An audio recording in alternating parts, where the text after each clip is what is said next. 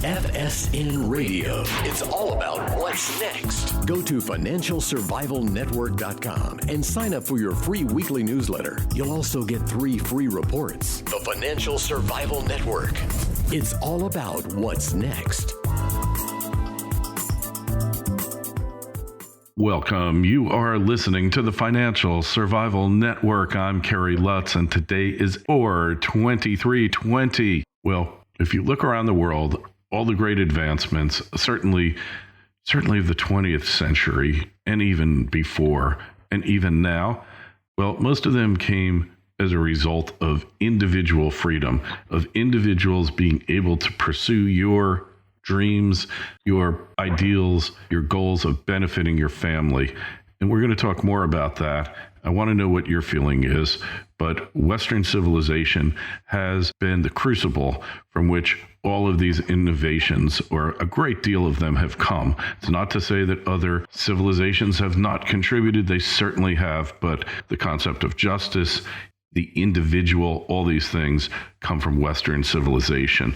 So I'd like to know your view. Why don't you send us an email? The address is kl@kerrylutz.com. That's kl@kerrylutz.com.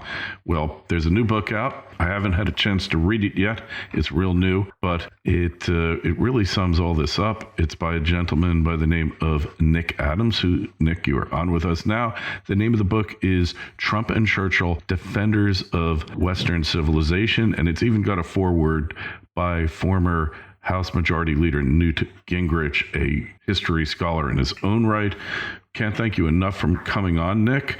And this obviously is not your first rodeo. And, you've written many, many books.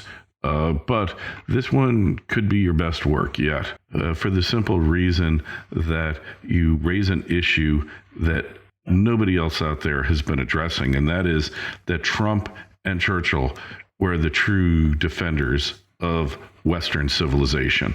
Well, Kerry, first of all, let me thank you very much for having me on. Winston Churchill once famously said that bold captains are required for perilous seas. And a perilous sea is certainly what we find ourselves living in right now with this invisible enemy, which, by the way, is a very Churchillian phrase that President Trump chose to badge this threat with. Look, both men had the same goal. You're exactly right. To save Western civilization, to defend Western civilization.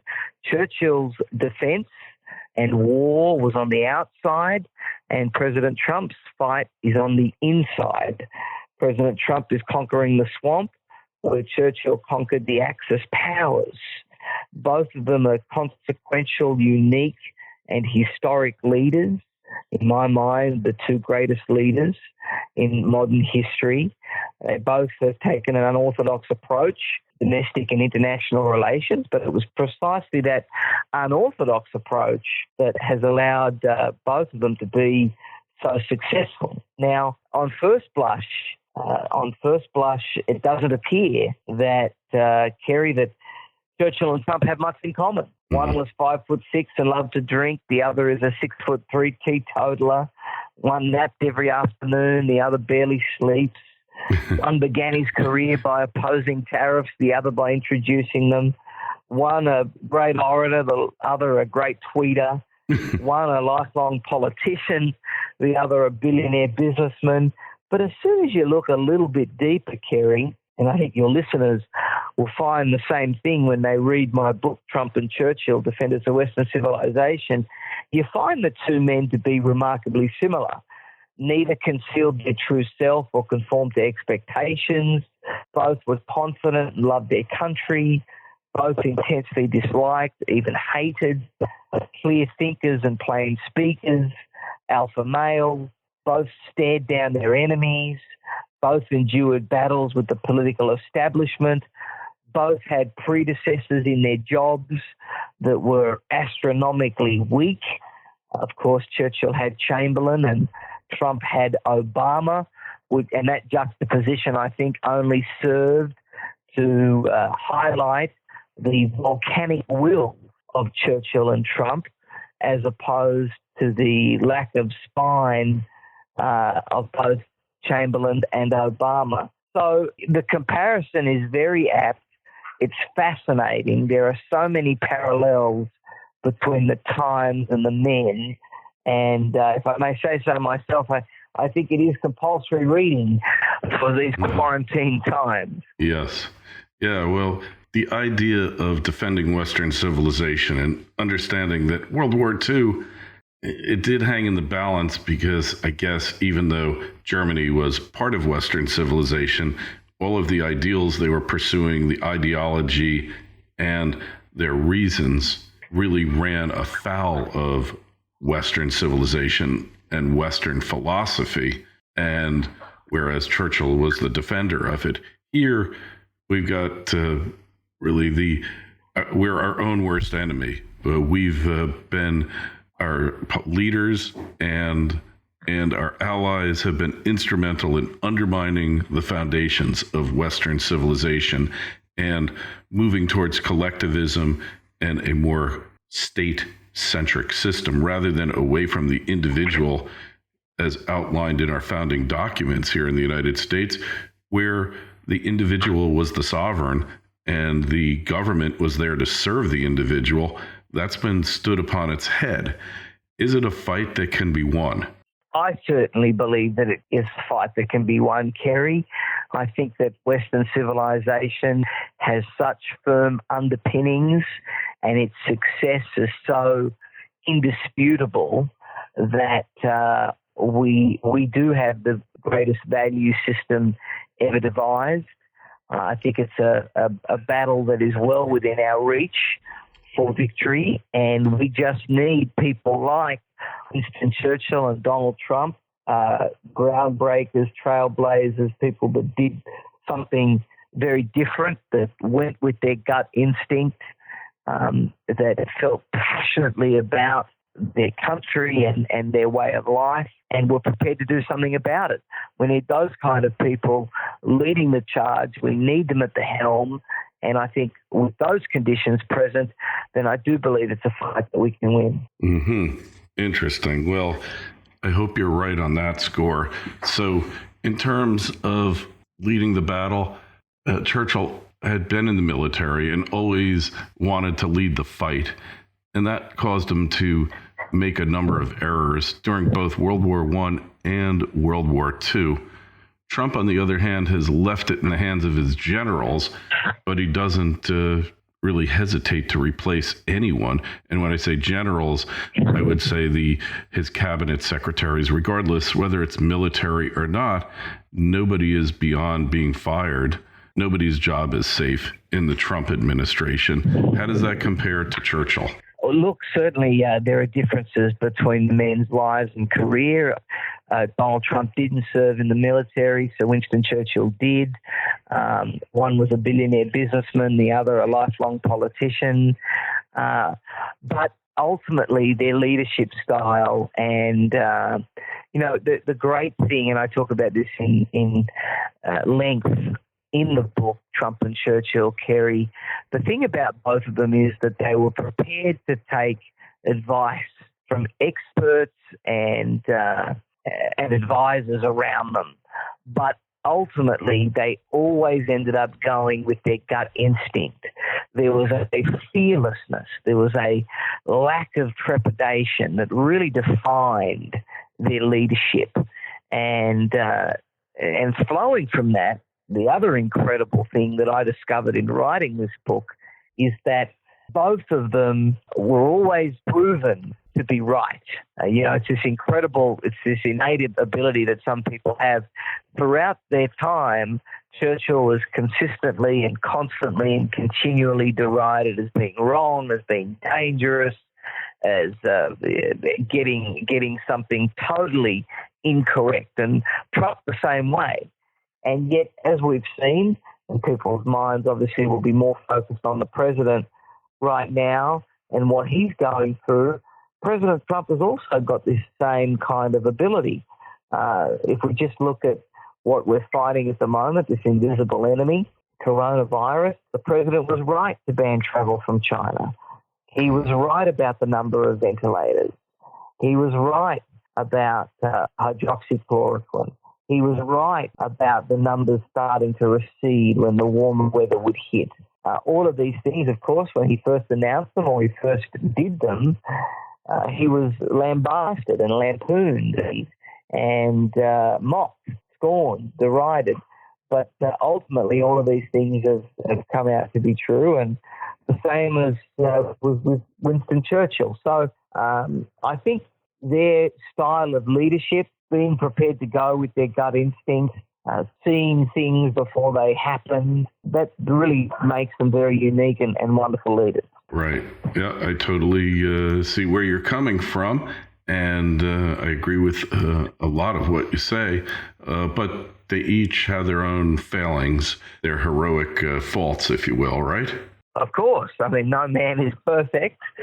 You can be the greatest leader in, the 20th century, but of course you're going to have failings. And both men have got failings, but most men are Winston Churchill was the right man for his time, and Donald Trump is the right man for his time. And here's the question. Does the time make the man, or does the man make the time? FSN Radio. It's all about what's next. Lumina Gold, ticker symbol LUM on the Toronto Venture and LMGDF on the OTC, is yet another of legendary mining investor Ross Beaty's Lumina Group. It's advancing the largest primary gold deposit in Ecuador. The resource is estimated to contain 16.7 million ounces of gold and 2.2 billion pounds of copper. At just $7 US per ounce gold equivalent, it trades at an incredible 13% of its net present value. More good news is on the way with an updated PEA study expected in Q2 of 2020. It has unparalleled infrastructure. There's grid power to camp with plentiful, inexpensive hydropower available. It's close to 2 ports and is just 8 kilometers from a paved highway. Water is plentiful. It's at low elevation, and the closest community, which is very supportive of Lumina's effort, is just a 7-kilometer ride. With all this going for it, it's likely to follow the typical Ross Beaty formula, which means big returns to shareholders. Find out more and sign up for notifications at luminagold.com. That's Lumina, Lumina gold.com. The Financial Survival Network. It's all about what's next. That's a wonderful question. And I think the correct answer to that, Kerry, is it's a combination, obviously. But if you look, this is something else that Trump and Churchill have got in common. If you look at both of their lives, although very different, both of them, their life experience up to the time that they ended up assuming the mantle of prime ministership and presidency in Donald Trump's case, it would appear that their entire life and what they'd been through and what they'd experienced and what they'd learned and all of that stuff had prepared them to be the right men for that time. So it's a combination of destiny, it's a combination of their own personal quality, but ultimately these were the right men for the right time, and their entire life had been waiting for that moment for them to step in and change the world for the better. And time will tell. And right now, because we're living through the Trump era, we don't have the benefit of history to look back and to accurately judge Trump. So we've got a split in society, in the country, as to whether he's the Antichrist Trump or whether he's a hero. And sometimes I go back and forth on it because, both men had their faults, had their flaws. And I think in the end, history will probably vindicate Trump, but we've still got more time, probably at least another 4.5 years left for the Trump administration. And then you're going to have to wonder what comes next. And a lot of that is going to depend on the world that Trump leaves us once his term is up. It certainly does. I think you're right. Trump's presidency in many ways will be a Van Gogh presidency in that he will only be truly appreciated in the magnitude of his success, and his role in history will only be realized down the track. But we are early into this 21st century, Kerry, I happen to think that Donald Trump is going to have a similar part of impact this century that Winston Churchill had in the last, and that's certainly the conclusion that I draw in my book, Trump and Churchill, Defenders of Western Civilization. It does remain to be seen. We are living in tumultuous times, but just as I began this interview with that quote, bold captains are required for perilous seas. Mm-hmm. Both of them were bold captains, and both of them find themselves in perilous seas. Yes, so bold captains are required for perilous seas, and could not agree with you more about that. So I guess the best place to find the book, and we should repeat the book. Just tell us the name again, please, Nick. It's Trump and Churchill, Defenders of Western Civilization. It's available to be ordered right now. You can order it on Amazon. You can order it on bn.com, Barnes & Noble's website, bn.com, or Amazon. That's the best place to get it. And it's got a foreword by Newt Gingrich.